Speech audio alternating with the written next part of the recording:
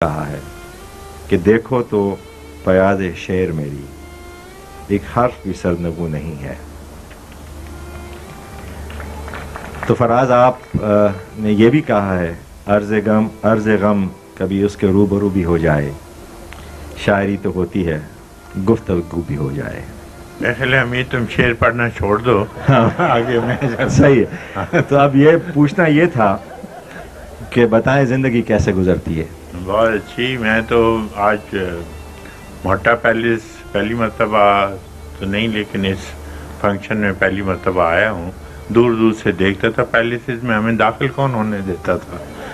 ہم تو بھائی بات جھونپڑیوں کی کرتے تھے اور وہیں رہے اور وہیں پلے بڑھے.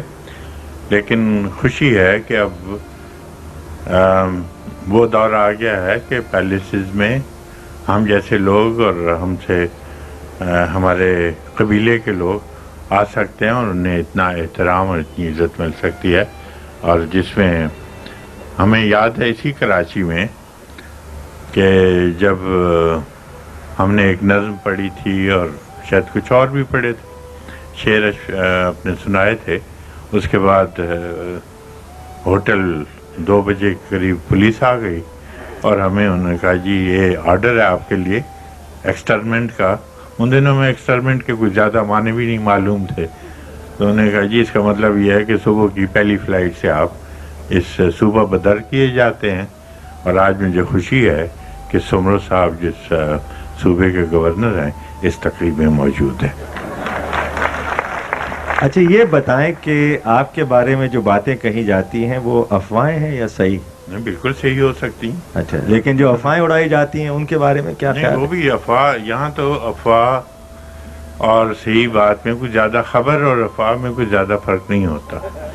آپ اخبار پڑھ لیں, اٹھا لیں کوئی صبح کا اخبار, اس کے بعد شام تک اس کی تردید ہو جاتی ہے. تو اس لیے اب وہی افواہ ثابت ہو جاتی ہے. آپ کے افواہ کی کبھی تردید نہیں ہوئی فراز؟ وہ اس قابل نہیں ہوتی کہ اس کی تردید کی جائے. اچھا صحیح. یہ بتائیں جب لوگ دل توڑتے ہیں تو کیسے لگتا ہے؟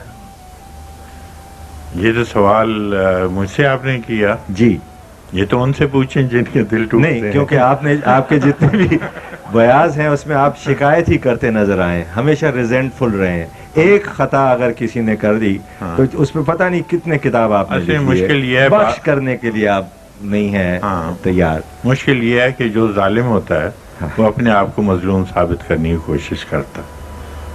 صحیح. یہ بتائیں جب آپ یہ ایسی چیزیں لکھتے ہیں, میں پھر شاعری نہیں کر رہا, میں سیدھی سی بات پڑھ رہا ہوں, ملے کوئی شعر نہ پڑھنا نہیں, ملے کوئی بھی تیرا ذکر چھیڑ دیتے ہیں کہ جیسے سارا جہاں رازدار اپنا. تو یہ مطلب آپ کیسے لکھتے ہیں؟ میں جان بوجھ کے صحیح پڑھ رہا ہوں تاکہ آپ غلط پڑھیں, لیکن مجھے